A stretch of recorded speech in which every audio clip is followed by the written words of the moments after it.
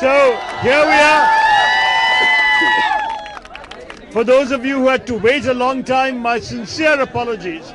But I'm here, above all, in solidarity with all of you who suffered what happened on this campus exactly a week ago on Sunday night. It was, to me, one of the greatest blots on our conscience.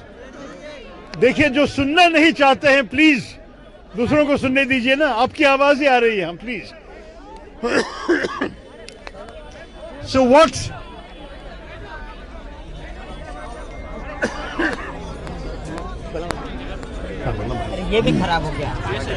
So what I'm here to do is to talk a little bit about the events that have led us to this tragic point. What happened on Sunday was inexcusable, but it actually is more worrying because of the larger issues that are at stake. I, as a parent myself, feel the anguish that your parents must have suffered seeing the news about the way in which all of you children, all of you students, all of you young people were assaulted with impunity by masked thugs and goons brought here to this campus, in some cases from other campuses, in some cases apparently from within.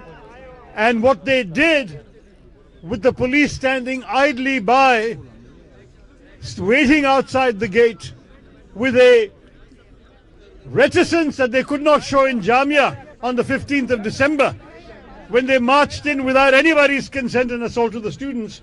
Here the police stood by while others came and did the dirty work of assaulting all of you. And I say to you, first of all, this is a shame, this is a disgrace, and we condemn it unreservedly. And I speak not just as an MP or as a member of the Congress party, but just as a fellow Indian citizen of all of yours. This is not what our country is about. This is not what our country is about, and this should never have been allowed to happen.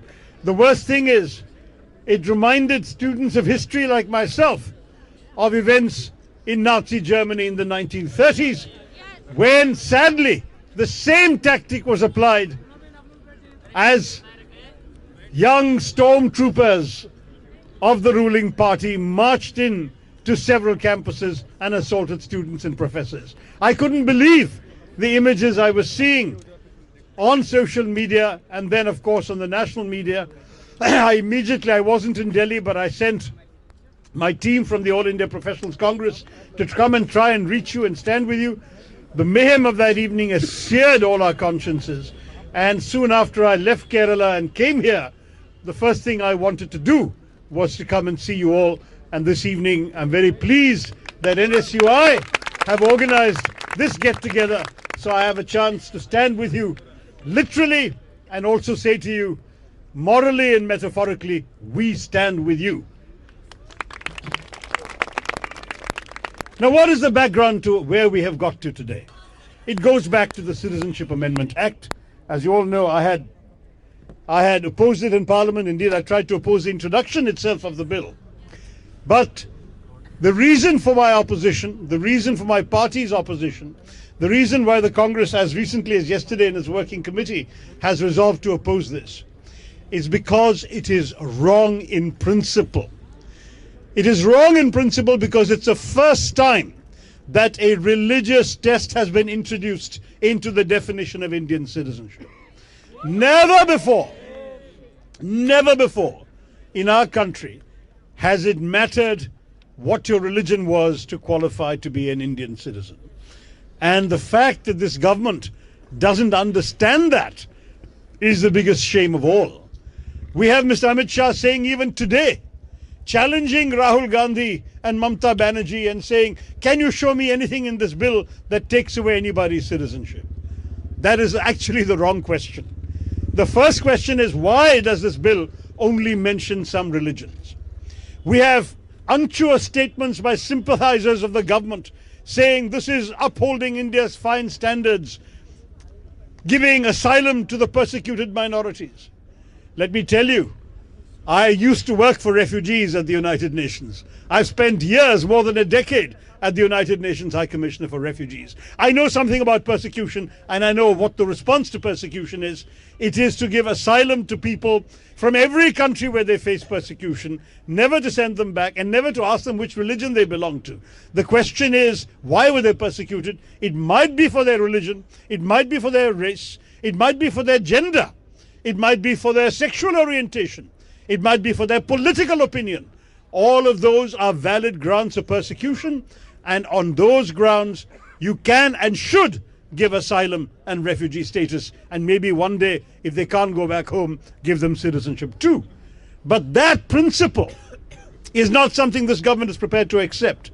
I had introduced in the last Lok Sabha a draft asylum law that would precisely enshrine these principles and bring India's practices up to international standards. This government has rejected that, and Mr. Amit Shah openly rejected it again in Parliament. They are not interested in upholding the fine standards that some of their advocates misleadingly suggest are being upheld. They have the gall to cite Swami Vivekananda's Jayantis today. What did Swami Vivekananda say? He stood in Chicago at the World Parliament of Religions in 1893, and he said, "I am proud to hail from a civilization that has given shelter and refuge to the persecuted of all nations and faiths." All nations and faiths. Not just 3 countries that you pick and choose. Not just 5 faiths, 6 faiths that you pick and choose. That is where this government that pays lip service to Swami Vivekananda actually betrays his own ideals. He would not be proud of a government that says, yeah, if you come from Afghanistan or Pakistan, or for that matter, Bangladesh, we will give you refuge, provided you, of course, belong to one of these religions. But if you come from, let us say, Sri Lanka, whereas, you've also been suffering persecution during a civil war, sorry, you have to go through other procedures. We are not going to help you. So, when you ask them, how do you come to these criteria, they have no answer. They tell you, first of all, that these are the neighboring countries where minorities are persecuted. Well, I can tell you there are other neighboring countries. Myanmar was actually a part of India till 1935. It was only separated then from the British Raj. In Myanmar in 1935, till 1935, you actually had Indian law and Indian officials and Indian currency all applying. Now in Myanmar, what do you have? You have a whole bunch of people being persecuted, fleeing into Bangladesh, into India, called the Rohingyas. But their great misfortune with this government is they happen to be Muslim. So they don't fit in, and nor does Myanmar get mentioned amongst the countries concerned. If they say they're standing up for Hindus, then we ask them about the Sri Lankan Tamils, many of whom are Hindus, most of whom perhaps are Hindus. But it seems this government is only interested in Hindi-speaking Hindus, I'm sorry. So, where do we get their principles from? Is it true that Muslims cannot be persecuted in a Muslim country? Absolutely not true. We have ourselves given asylum to Muslims from Bangladesh and Pakistan in the past, to Hazaras from Afghanistan, to some Shias and many Ahmadiyas from Pakistan, and to individual writers of conscience. People like Taslima Nasreen, Dawood Haider have come and sought refuge here because of persecution from previous Bangladeshi governments. How can this government stand up and say that they've left out Muslims because Muslims can never be persecuted in Muslim countries? The fact is, there is no principle behind this law that can be justified in terms of asylum practice, in terms of refugee law, in terms of international standards. There is no principle whatsoever behind this. What there is simple and sheer bias and bigotry. It is a desire, part of a whole series of measures this government is bringing forward, to marginalize one community amongst us, just one set of people, just our Muslim brothers and sisters. And to make matters worse, as you well know, the Home Minister said in both houses of Parliament, and repeated in half a dozen interviews that we have all seen, there may be more, that as far as he was concerned, the CAA was the first step. It would be followed by a nationwide NRC, a National Register of Citizens. Now what's the danger there? The danger is that the CAA has already sent a signal that some animals are more equal than others, to quote George Orwell. So imagine the NRC is being conducted nationwide and officials ask you for documentation to prove where you are born, where you were born, when you were born, who are you. And of course, if you're born after 87, you also have to prove that at least one of your parents was also born in India with a birth certificate or some other proof that is acceptable to the government. Now, how many people have this documentation? The rough estimate is that 65% of the population of India is undocumented. The poor, the marginalized, the rural, minority communities, tribals, many people have no birth certificates at any stage, have never had them. And then, to make matters worse, a minister in Mr. Modi's government, a member of the Council of Ministers, General V.K. Singh, who used to be the chief of the army staff, actually went to court to claim that he didn't have a birth certificate and that the date of birth recorded by the army was wrong because it was a school admission date and not his actual date of birth. Now, if a minister is unable to give you a birth certificate, how many poor Indians are going to be able to do that? Now, it gets worse. The government then will have the right to demand that unless you are able to surrender such proof, that you cannot be on the National Register of Citizens. Who gets left out? Under the CAA, we all know that members of 6 communities who account for 80% of India's population, little more, 85% of India's population are covered by those communities. They will eventually get a free pass. Because they've already been given a free pass in the CAA, the same principles will apply.